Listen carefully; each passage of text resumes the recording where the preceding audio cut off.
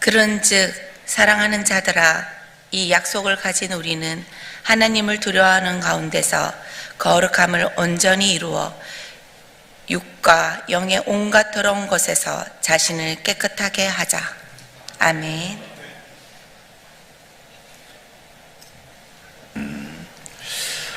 우리나라의 치안을 유지하는 경찰의 수가 약 12만 명 정도 되고요.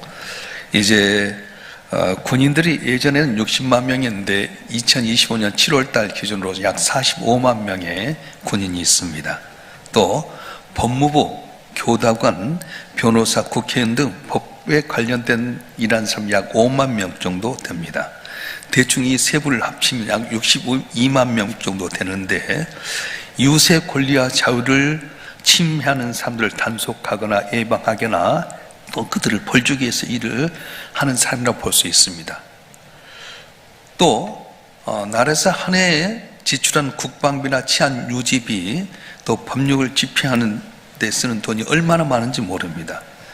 그렇게 많은 사람들이 엄청난 돈을 들여 쓰는데도 불구하고 세상은 살기 좋아지기커녕 죄 때문에 또 거짓이 늘어나서 세상 더욱더 어렵기 짝이 없습니다.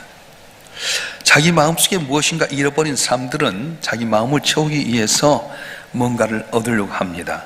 그래서 그 무엇이 빠져나간 빈 공간을 채우기 위해서 남의 물건을 탐하거나 남의 명예를 시기하거나 욕심을 부리하거나 또 미워하거나 또 남의 권리를 침해하고 짓밟고 있습니다. 무엇이 마음속에서 이렇게 빠져나갔을까요? 그것은 사랑이신 하나님입니다.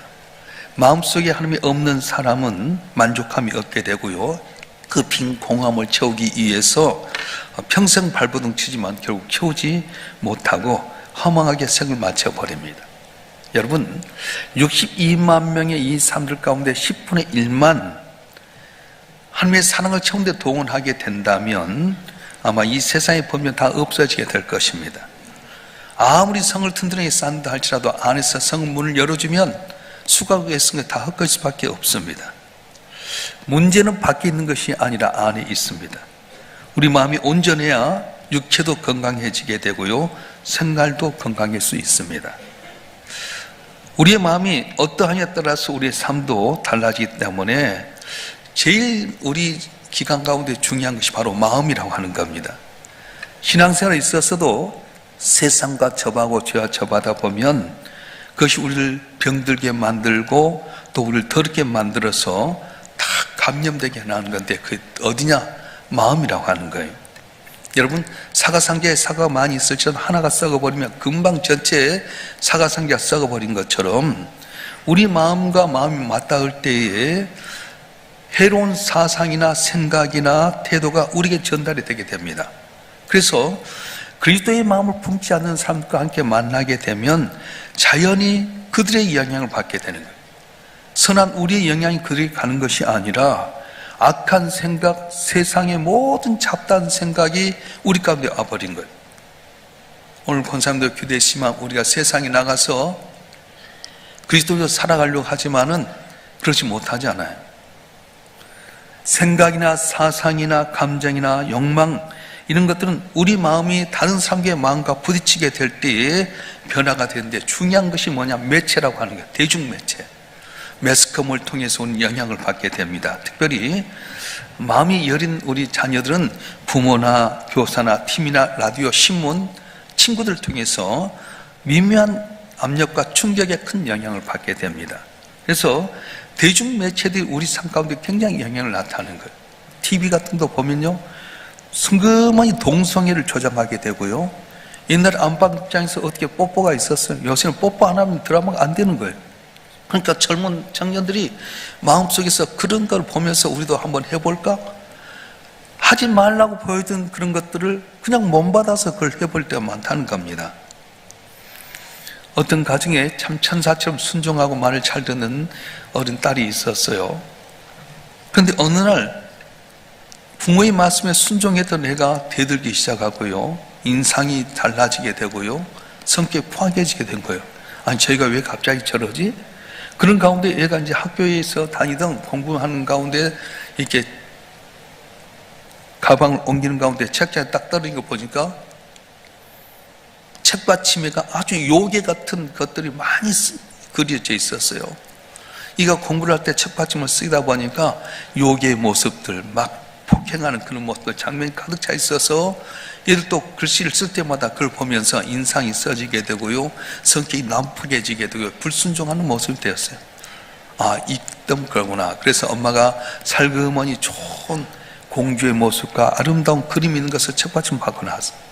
그래서 얘가 또 글씨를 하다 보니까 좋은 예쁜 공주님 얼굴이라든가 뭐 착한 그런 상대의 모습을 보면서 점차 마음 편해서 회복이 됐다는 이야기입니다. 사람의 마음은 너무도 약합니다. 사람의 마음이라고 하는 건 할 말씀이 없으면 언제나 변할 수가 있습니다. 사람의 마음은 우리도 모르는 사이 환경의 영향을 많이 받아서, 그래서 우리가 많이 잘 살려고 해도 안 될 때가 많아요. 어떻게 해야 됩니까? 우리는 항상 주의 말씀을 붙잡고 그 말씀대로 기도하고 살아갈 때 성령께서 내 마음을 주장하여 주셔서 모든 어려운 악한 환경에 벗어나고 승리하는 은혜를 주실 줄로 믿습니다. 할렐루야.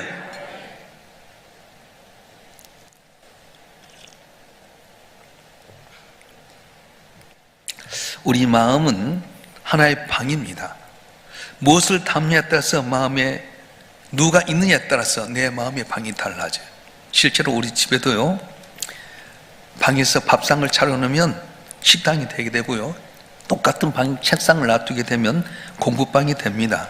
거기다 방석을 깔아놓으면 응접실이 되게 되고요, 이불을 깔면 침실이 되게 됩니다. 요강을 갖다 놓으면 그것이 바로 화장실이 되게 되고, 하트 찔고 담요를 깔아놓으면 한순간에 도방장이 되게 됩니다. 우리 마음도 마찬가지입니다. 내 마음에 뭐가 까느냐, 누가 있느냐에 따라서 내 삶이 너무도 많이 달라지게 된다는 거예요. 우리들 마음의 문을 두드린 분이 계십니다. 그분이 누구십니까? 예수 그리스도십니다. 그분을 우리 마음의 방에 모시게 되면 내가 평안하게 되고 내 삶이 변화가 되게 되는데, 확신이 생기게 되는데, 왜 예수님이 이 땅에 오시게 된 겁니까? 죄악으로 말미암아서 저주와 죽음 가운데, 가난과 실망 가운데 있는 우리들에게 우리 마음에 하나님의 아들이 직접 오시기 위해서 하늘 보좌를 버리시고 아기 예수 태워 오셨던 거예요. 그래서 요한계시록 보면 내가 문 밖에 서서 문을 두드리노니 너희 그 문을 열면 내가 그로 들어가 먹고 마시라 말씀하셨어요. 여러분 안에 예수를 모시길 주님으로 축원합니다. 예수님 오시면 내 삶이 변화가 될 줄 믿습니다. 오늘 이 시대 속에 폭력과 증오와 편견과 탐욕과 냉소주가 팽배한 반면에 고상하고 순수하고 아름다운 것은 멸시받는 경향이 많이 있습니다.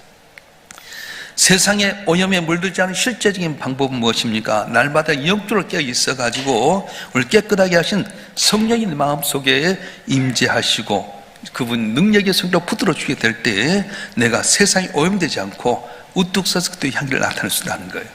고린도후서 1장 21절 22절 말씀 한번 읽어볼까요? 고린도후서 1장 21절 22절 말씀 시작. 우리를 너희와 함께 그리스도 안에서 굳건하게 하시고 우리에게 기름을 부으신 이는 하나님이시니 그가 또한 우리에게 인치시고 보주 우리 마음에 성령을 주셨느니라. 아멘. 우리 마음에 뭘 주었다고요? 다시 한번 읽어보겠습니다. 고린도서 1장 21절 22절 말씀 다시 한번 읽겠습니다. 시작. 우리를 너희와 함께 그리스도 안에서 굳건하게 하시고 우리에게 기름을 부으신 이는 하나님이시니 그가 또한 우리에게 인치시고 보증으로 우리 마음에 성령을 주셨느니라. 아멘. 성령이 내 안에 오시면 여러 가지 환경을 뛰어넘어서 이길 수 있게 된다는 거예요. 백번 김구 선생님은 서민 출신입니다. 과거에 급제 출세하려고 했는데 그 당시에는 매감 매직을 많이 하기 때문에 과거에 시험을 쳐도 항상 떨어졌습니다. 그래서 실망한 아들을 보면서 아버지가 어느 날 말합니다. 얘야, 너는 과거를 쳐도 돈이 없으니까 과거 급제하기 어렵다. 너는 풍수적이나 관상적으로 살아라. 그러면서 관상책을 하나 던져줬어요. 백범 김구원 선생은 아버지가 주신 관상책을 보게 됩니다. 그런데 관상을 공부하다 보니까 자기 얼굴이 가난할 상이고 살인자의 상이고 온갖 풍파를 겪을 상이고 감옥에 갇힐 상이었어요. 온갖 불행이 내 얼굴에 담겨있는데 내가 다른 사람 얼굴에 관상을 볼 수 있겠느냐? 그러면서 그냥 관상을 던졌어요. 그런데 탁 책이 떨어지면서 마지막 장이 펼쳐졌는데 거기에 뭐라고 써졌냐면 관상이 신상만 못하고 신상은 심상만 못하다. 아무리 얼굴이 잘생기고 관상이 좋아도 몸이 건강만 못하게 되고, 아무리 몸이 튼튼하다 해도 마음에 바른 것에 이기지 못한다, 비기지 못한다, 그런 말이었어요. 그때 이 김구 선생님이, 그래, 마음을 내가 좀 바르게 해야 되겠다, 그렇게 마음을 갖고 항상 마음속에 나라와 민족을 생각하는 마음 갖고 애틋하게 살기 시작합니다. 그리고 예수를 구주로 믿게 돼서 결국은 우리 민족의 최고의 지도자인 기억에 남는 백범 김구 선생이 탄생이 됐다는 겁니다. 사랑하는 성도 여러분, 하나님의 능력을 뭘 통해 나타납니까? 우리 마음을 통해 나타난다고 말씀하셨어요. 그래서 날마다 매 순간순간마다 우리 마음을 수련해야 됩니다. 그런데 우리 마음을 수련하려면 어떻게 해야 됩니까? 어떻게 수련해야 됩니까? 먼저는 사랑하는 마음이 되도록 노력해야 됩니다. 따라서 합시다. 사랑하는 마음. 우리가 하나님을 사랑하고 이웃을 사랑하게 될 때에 우리 삶이 달라지게 된 거예요. 하나님을 사랑하고 이웃을 사랑하고, 끊임없이 사랑을 수련하지 아니하면 하나님께 우리와 함께 하실 수가 없습니다. 이 세상의 가장 위대한 힘이 무엇입니까? 사랑의 힘입니다. 인간의 법이나 제도로서 사람을 변화시킬 수 없습니다. 그런데 사랑은 이웃을 변화시키시고요, 내가 만나는 많은 사람 변화시키게 되는 거예요. 베드로가 어느 날 주님께 물어봅니다. 주님, 우리에게 죄진 자를 몇 번 용서할까요? 7번 용서할까요? 그랬더니 7번씩 7번이나 용서하라 말씀하셨어요. 끊임없이 하나님을 사랑하고 이웃을 사랑하게 되면 내 삶이 변화가 된다는 거예요. 환경이 변화된 것보다 내 마음이 변화가 되고 천국이 되게 된다는 거예요. 할렐루야. 그러니까 여러분 편을 많이 해야 돼요. 사랑해요, 사랑해요, 사랑해요. 나는 우리 손자를 요새 이제 겨울 돌렸는데 얘가 사랑해, 사랑해, 사랑해를 알아. 예쁘다, 예쁘다 하면 까르르 웃는 거예요. 야, 말이 참, 얘가요, 사랑한다는 말, 예쁘다는 말 기똥차게 알아들어요. 말귀를 알아, 꾸중하는 것도 알았는데, 꾸중하면 사랑해, 그러면 달려드는 거예요. 여러분, 이건 그냥 해서 안 돼. 노력해야 돼요. 옆 사람과 보면서 사랑해요. 3번 합시다. 시작. 사랑해요, 사랑해요, 사랑해요. 또 괜히 이웃 여자에게 사랑했다고 꼬집지 말고, 이건 예수의 사랑. 하나님을 사랑하고 이웃을 사랑하면 내 마음이 변화가 되는 거예요. 내 안에 무엇이 있느냐 중요한데, 세상 것 잡다한 것으로 들어가 있으면 어떤 것 들어도 안 되잖아요. 그래서 지난주에 설교도 하나님의 최고의 선물인 예수 그리스도를 이야기하게 될 때에 영적으로 무지하게 되고요, 세상이 너무 바쁘면 주님 못 들어오는 것처럼 우리가 세상 것 차면은 내가 변화되지 않아요. 그래서 뭘 우리가 수련하고 연단해야 되면 사랑한다고 하는 거예요. 그래서 여러분이 하루에 사랑해요, 사랑해요, 사랑해요, 사랑해봐요. 그러면 마음이 변화가 되는 거예요. 준영이 사랑해? 준이 사랑해? 달라지잖아. 우리 준영이 참 복 받을게요. 끝까지 가봐야 알아요. 여러분, 오늘은 몰라요. 끝까지 가봐야 알아요. 할렐루야. 두 번째는 정결한 마음을 갖도록 수련해야 됩니다. 우리 히브리서 12장 14절 말씀 한번 읽어볼까요? 시작. 모든 사람과 더불어 화평함과 거룩함을 따르라. 이것이 없이는 아무도 주를 보지 못하리라. 다시 한번 시작. 모든 사람과 더불어 화평함과 거룩함을 따르라. 이것이 없이는 아무도 주를 보지 못하리라. 아멘. 주를 볼 수 있는 사람은 뭡니까? 화평하고 거룩한 마음이 있어야지 주를 볼 수 있다고 말씀하는 거예요. 하나님의 기뻐하는 마음이 무슨 마음입니까? 깨끗한 마음입니다. 몸의 때는 물로 씻으면 됩니다. 그런데 마음에 들어온 뭘로 씻어지냐? 예수의 보혈, 하나님의 말씀으로만 깨끗하게 될 수 있습니다.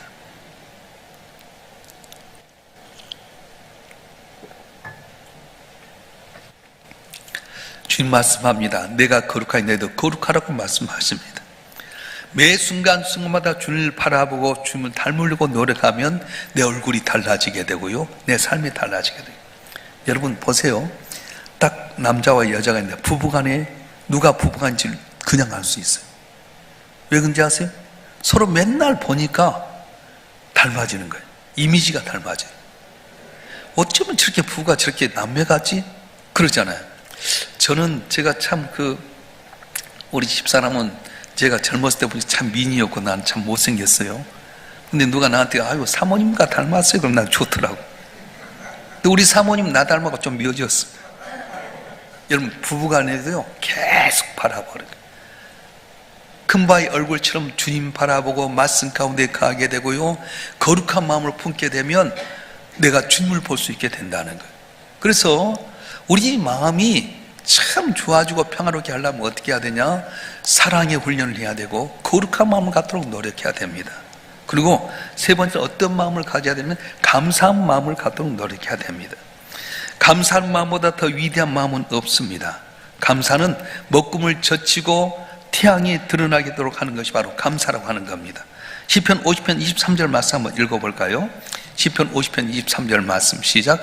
감사로 제사를 드린 자가 나를 영화롭게 하나니 그의 행위를 옳게 하는 자에게 내가 하나님의 구원을 보리라. 아멘. 다시 한번 시작. 감사로 제사를 드린 자가 나를 영화롭게 하나니 그의 행위를 옳게 하는 자에게 내가 하나님의 구원을 보리라. 아멘. 하나님 영화롭게 하는 게 뭐라고요? 감사로 제사를 드리는 거예요. 이렇게 감사로 제사를 드리게 되면 하나님 구원을 보이리라 말씀하셨어요. 죽음에서 건져낸 것만 아니라 구원이라는 건 다 포함하는 겁니다. 문제가 해결되고요, 가난에서 벗어나게 되고요, 병에서 고침받게 되고요, 다쳤던 게 열려지게 되고 모든 것이 다 구원에 이르게 되는데 어떤 자에게? 감사하는 자에게 하나님의 영광을 나타내게 하시고 또 구원을 보이라는 말씀하셨습니다. 왜 다윗이 복을 받습니까? 내게 베푸는 내가 무엇으로 보답할까? 항상 다윗은 목동에서 잘 건져주신 하나님, 사울의 손을 건져주신 하나님, 골리앗 손에서 이기게 하신 하나님, 왕에 대해서 하나님 은혜를 잊지 못해서, 그래서 어떻게 하면 기쁘게 할까? 그래서 모든 다 전쟁에 이기고요, 모았던 재능을 갖고 전체를 갖고 성전을 건축하는 마음을 가졌습니다. 이 마음이 주님 앞에 기쁨이 되게 되는 겁니다. 솔로몬이 언제 은혜를 받았습니까? 왕이 된 다음에 제일 먼저 해야 하는 것이 뭐였냐면 온수를 멸하게 된다든가 자기 대적을 쳐놨는데 잔력을 세운다 해야 할 텐데, 여전히 자기 대적한 사람이 많이 있는데도 불구하고 기본 산당에 가서 1,000번째 감사의 제물을 드렸어요. 너무 놀랐거든요. 너 정도 되면 지금 위기 가운데 있는데 기라슨 같은 형들도 있고 대적도 있는데 네가 내게 1,000번째를 드려? 솔로몬아, 내가 무엇을 줄까? 내게 구해라. 하나님, 난 우리 아버지 어린아이 같습니다. 이 백성을 다스리는 지혜를 주시옵, 듣는 마음을 주시옵소서. 1,000번째 드렸을 때 하나님께 그에게 소원을 물어봤는데 솔로몬의 마음속에는 하나님께 준 이 축복을 계속 유지하기 위해서 지혜를 달라고 하니까 네가 구한 내 마음에 맞다. 네가 구하지 않는 은근 부하도 대적 멸한 것도 다 내가 해결해주고 지혜를 줘서 전례도 없고 후회도 없는 그런 지혜를 주리라. 그래서 솔로몬이 위대한 왕이 된 것입니다.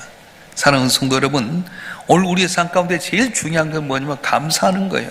오늘도 권사님 기도했습니다만 이렇게 여기 있는 것도 감사하고요, 이 추운 날씨에 좋은 교회 있는 것도 감사하고요, 저와 여러분 한 분 한 분이 정말 믿음 좋아서 참 우리 교인들은 예쁘기도 해. 마음이 얼마나 착하고요, 너무너무 좋잖아요. 이럴 땐 아멘 해야 돼. 할렐루야. 항상 생각하면 감사하고. 다 어렵습니다. 어려움 없는 사람이 어디 있습니까? 다 어려워요. 지금 권력 있는 분들 다 어렵잖아요. 대통령 되면요 다 어렵습니다. 대통령은 다 감옥 갑니다. 그럼 대통령 하라면 하겠어요? 다 어려워요. 재벌들도요 돈 많아도 된 것 같지만 어떻게 관세 때문에 어떻게 될까 다 불안하잖아요. 그런데 그 어려운 상황 가운데서도요 우리가 감사하면 놀라운 은혜가 임할 줄로 믿습니다. 유대인 제자가 랍비에게 찾아와서 묻습니다. 가난한 사람들은 비록 가진 것도 없지만 힘이 닿는 데까지 서로 도우며 살려고 하는데 저는 왜 그런 마음이 생기지 않을까요? 랍비가 한참 생각하더니 이렇게 말합니다. 창밖을 내다봐라. 무엇이 보이느냐? 예, 어머니가 어린애와 손잡고 걸어갑니다. 마치 마차가 침을 싣고 갑니다. 그렇다면 이번엔 벽에 걸린 거울을 바라보아라. 뭐가 보이느냐? 제 얼굴이 보입니다. 그자 랍비가 조용하게 단호하게 제자에게 말합니다. 창이나 거울 모두 유리로 만들어졌지만 유리는 칠을 하게 되면 자신의 모습밖에 볼 수 없단다. 창이나 거울 모두 유리로 만들어졌지만 유리에 칠을 더하게 되면 자신의 모습밖에 볼 수 없는 거란다. 그렇습니다. 내가 남을 도울 수 있는 길, 내가 착하게 살 수 있는 길, 내가 거룩하게 살 수 있는 길은 뭡니까?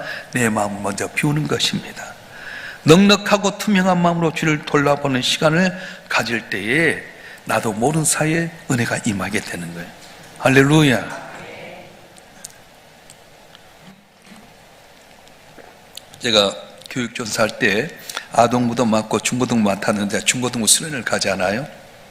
중고등부 수련을 가면 학습센터, 러닝센터를 해가지고 단계별로 거치는 단계가 있었어요. 그때 이제 그 과정에서 글짓기도 있고 그림 그리기도 있고 여러 가지 프로그램이 있어서 수치화 물감이라든가 또 여러 가지 그림 물감을 준비하게 만들었어요. 그런데 문제가 발생했어요. 저녁에 자고 있는데 장난꾸러기 녀석들이 물감이 시커멓게 해갖고 싹 잠잘 때 수염을 그렸어.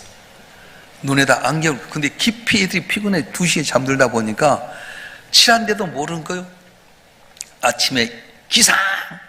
일어났는데요. 거울을 안 본 애들은 다 보면서 상대방 보고 야 끼끼끼끼 웃었는데 지 얼굴은 수염이 요만하나 났어. 안경도 그리시게 돼.